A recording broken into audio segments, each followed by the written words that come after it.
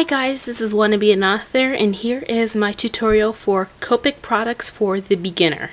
So for this video, I'm going to get into products and tips and what to buy and all that fun stuff, so let's get started. So first of all, I'm going to get started with the markers.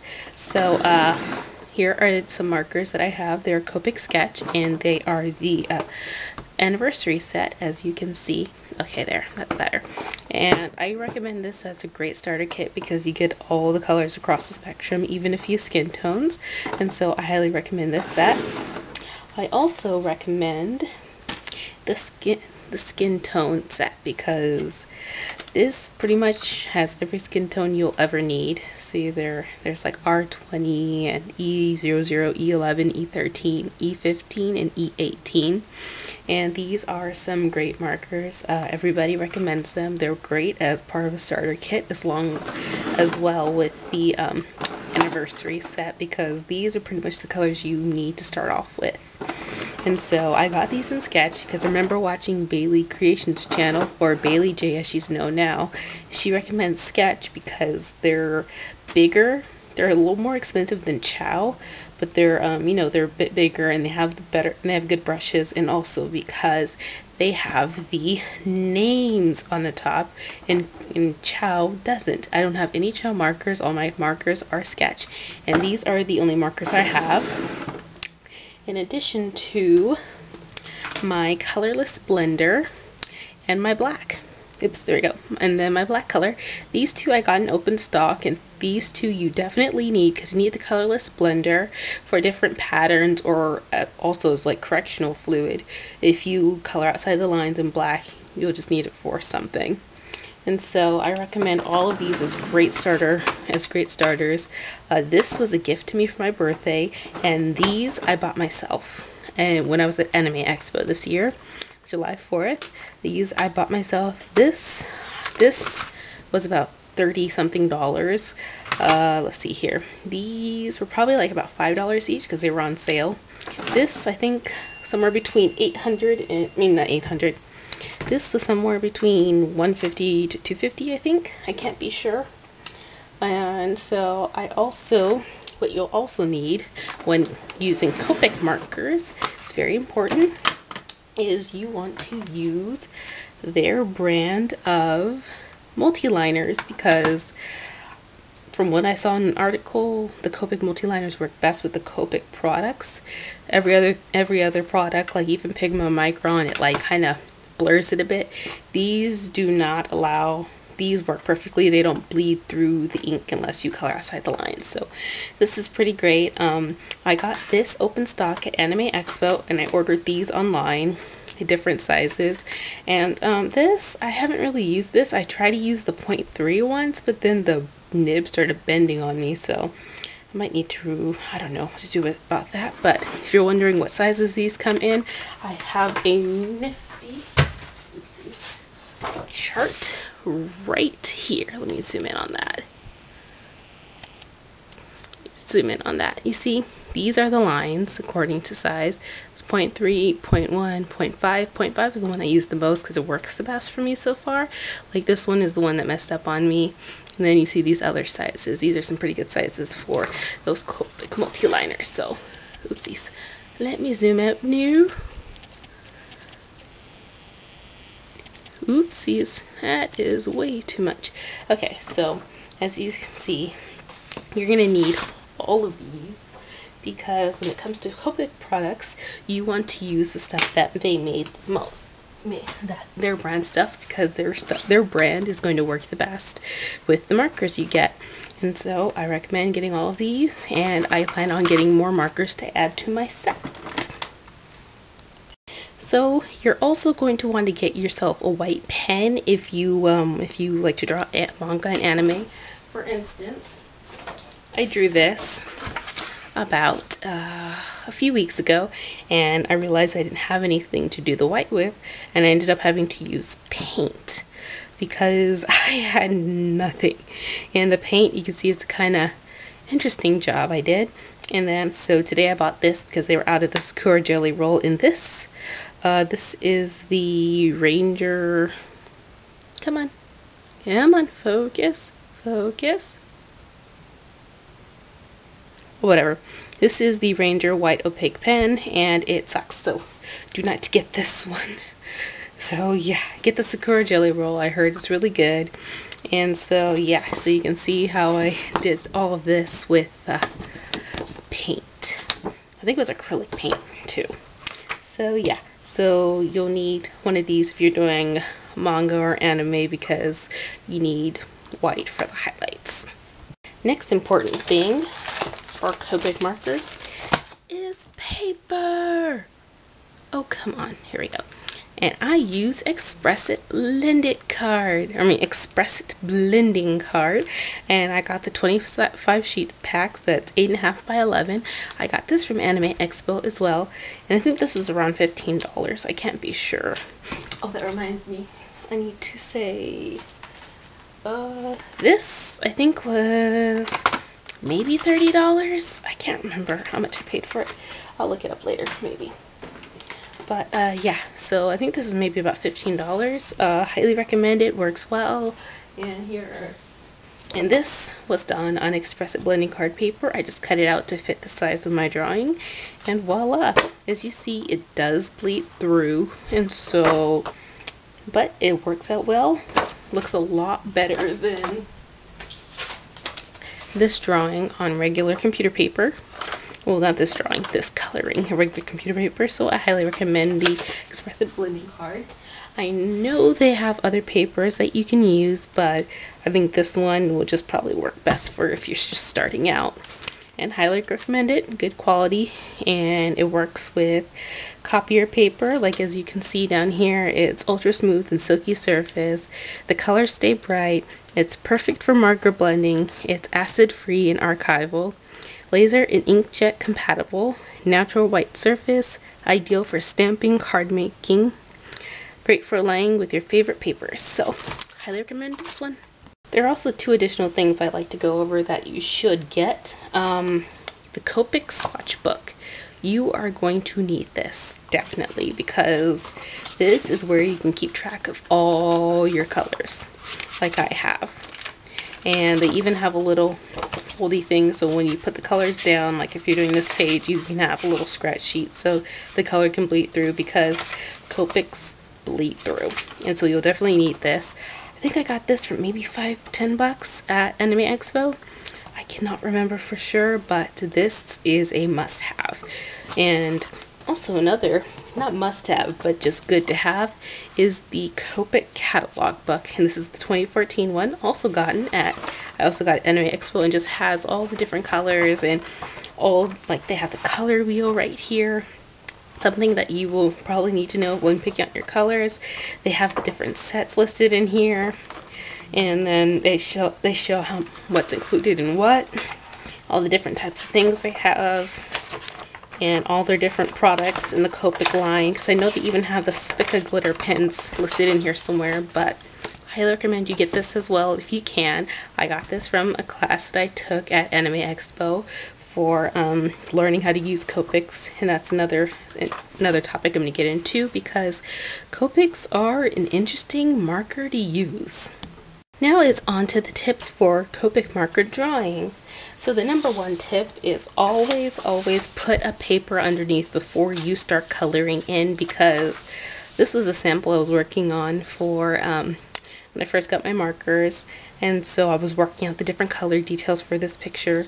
So see, you definitely need to have this down because it will bleed through, and I'm not sure if it'll get onto my desk, but it will bleed through, because once I was using, I had this down, and then I was coloring on this is my little reference sheet, and so I was coloring on this, and then I realized I had this right underneath it, so I had to use the colorless blender to get rid of all of that, and pretty much solidified my pencil lines already. So yeah, always make sure you have a scratch sheet of paper underneath. See, this is what I used before, and this is what I used most recently for almost all of my artwork, because this is very, very important, because you can see all of these things on here. You can see all the little bleed throughs, especially right here. You can see all the how much it's bled through. So remember, always put one of these down. So another thing about Copics is you don't want to color over your pencil work because it will solidify it down and then you can't erase it. I do a sample for you, but don't really feel like it. So just trust me when I say you don't want to do that at all. So you also want to practice before you color because you might screw up. So I made one of my coworkers, she bought me the anniversary set. So I made her a little drawing, and so I made a copy. This is the copy. She has the actual original artwork, and you see I got to play around with the different colors before committing to one for her gift as a thank you for the markers. And so as you can see, well, actually this was a lot worse beforehand. It looked really bad. And so you always want to practice and make sure your colors work for your drawing. And so what I've done is I created this little scratch card sheet, or I should say reference sheet. You know, I have my lines right here, like where I line with, and then I have all the colors. These are the skin colors. And so I will know each time I do a drawing which ones I want to use, and I even went through and blended them all together. Like this one is R20 and E00, see how they all go together, and this one is like all 4 or 5, yeah, all 5 colors blended together. And so I work on different skin or hair color combinations on here, and you should definitely have one of these. This is on an Express-It blending card sheet, and so I recommend that you have one specifically just for your colors. And you also want to make sure that you put your scratch sheet underneath this, because that is how I messed up one of my other drawings, the one I showed you before, the really ugly one. I was messing around with the colors on this, didn't have this sheet down, and I just had my drawing underneath and it got on there, and I used the colorless blender and that worked out pretty well. So big tip, please use this. It will be your lifesaver. I pull this out every single time I color a drawing, which has only been like 2 or 3 times. So highly recommend you guys create your own little sheet. I have plenty of room to do more colors and combinations down here. So remember to always test out your colors or your combinations before you commit it to your actual drawing, unless you're experienced enough and you already know how it works. And you can also go back and use this as reference, but these don't have any blending samples available. So always practice and prepare beforehand. So another thing I would like to talk about is adding colors to your set. Like this set is a pretty good set, the anniversary set, and so are the color skin tone ones. But however, my set still feels kind of incomplete, even though I know there's a lot of people out there where they can't really afford these. These are really expensive. So I would say just add slowly, never ever buy it at regular price. There are so many different stores that offer it on sale.